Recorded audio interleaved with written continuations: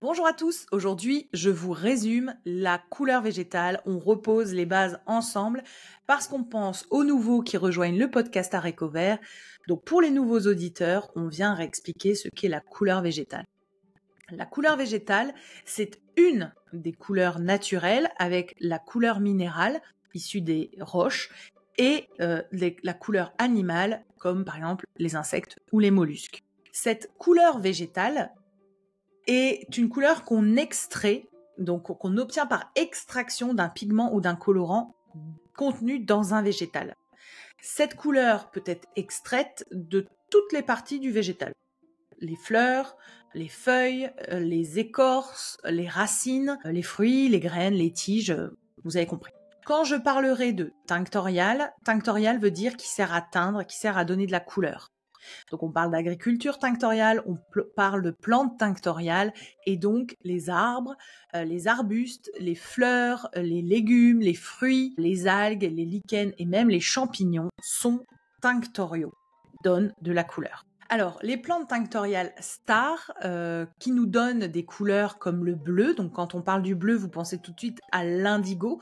Le bleu, c'est une couleur qui est très rare dans la nature, notamment dans le monde végétal.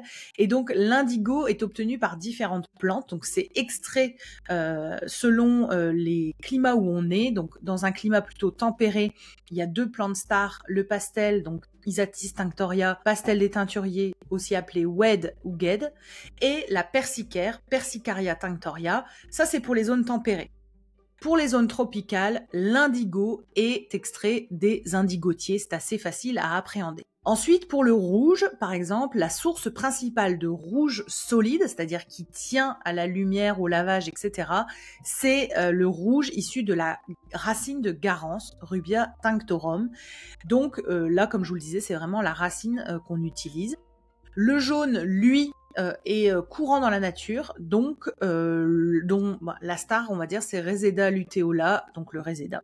Il existe de nombreuses autres plantes tinctoriales que nous mettons en avant dans les épisodes Parlons peu, parlons plantes, parce qu'en fait, il y a les stars, mais il y a aussi plein d'autres plantes tinctoriales et plein d'usages surprenants, vous allez voir. Il y a un abus de langage, c'est que le végétal ne produit pas de couleur à proprement parler. Le végétal, lui, produit des métabolites secondaires, donc qui sont pas nécessaires à sa survie, qui produit en réaction en fait à une agression ou pour s'adapter à son environnement. Et nous, on en fait de la couleur végétale. Donc, ce qu'il faut aussi savoir, c'est qu'il n'y a pas une molécule colorante dans un végétal, mais un cocktail de molécules colorantes qui interagissent entre eux et qui ont toutes une activité biologique, d'où la richesse de la couleur végétale. Donc, ces colorants, pigments obtenus du végétal sont utilisés depuis des siècles dans différents domaines d'application, comme dans le textile, pour par exemple la teinture des tissus, pour les cuirs, ça peut être dans la fabrication de cosmétiques, pour la coloration capillaire, pour le make-up avec le rouge à lèvres, le fard à joues, ça peut aussi être dans la savonnerie, les beaux-arts avec la peinture, l'aquarelle, etc. Dans l'alimentation également, colorants, donc nos fameux E, sont issus de colorants naturels et parfois végétaux. Juste pour vous resituer, tout ce qui avait de la couleur avant le 19e siècle était issu de la couleur naturelle, dont la couleur végétale. Ça s'appliquait essentiellement sur des fibres également naturelles, donc qu'elles soient d'origine animale, comme par exemple la soie, la laine, ou d'origine végétale, comme le coton, le chanvre, etc. Ce qu'il faut savoir, c'est qu'il y a eu un énorme point de bascule à l'arrivée massive des colorants de synthèse à la fin du 19e siècle. Et là, gros chamboulement, c'est les colorants de synthèse qui vont, pour plusieurs raisons, prendre la place des colorants végétaux qui vont quasiment disparaître. Alors pourquoi en reparler aujourd'hui, allez-vous me dire? Eh bien en fait, vous n'êtes pas sans savoir qu'on rencontre des soucis, des problèmes liés à notamment la pollution, la dégradation de notre environnement, parce qu'on utilise notamment des produits dérivés du pétrole, des produits chimiques, synthétiques, etc. Et en fait, la couleur végétale est une des alternatives, une des solutions parmi tant d'autres. Et les points positifs de cette couleur, c'est qu'elle est issue donc de la nature, donc on l'a dit naturelle, attention, qui dit végétal ou naturel ne veut pas dire non toxique. Dans le monde végétal, il existe des substances toxiques ou nocives, je pense notamment à la digitaline, etc., qui peuvent être même mortelles. Mais c'est issu du monde végétal, donc naturel. Cette couleur végétale, elle est aussi renouvelable, c'est-à-dire qu'on plante les champs, on les glane, on les cueille, mais ça revient, ça se régénère. Cette couleur est aussi biodégradable, elle se dégrade dans la nature sans créer de pollution. Je vous rappelle que la pollution, c'est une notion de quantité aussi.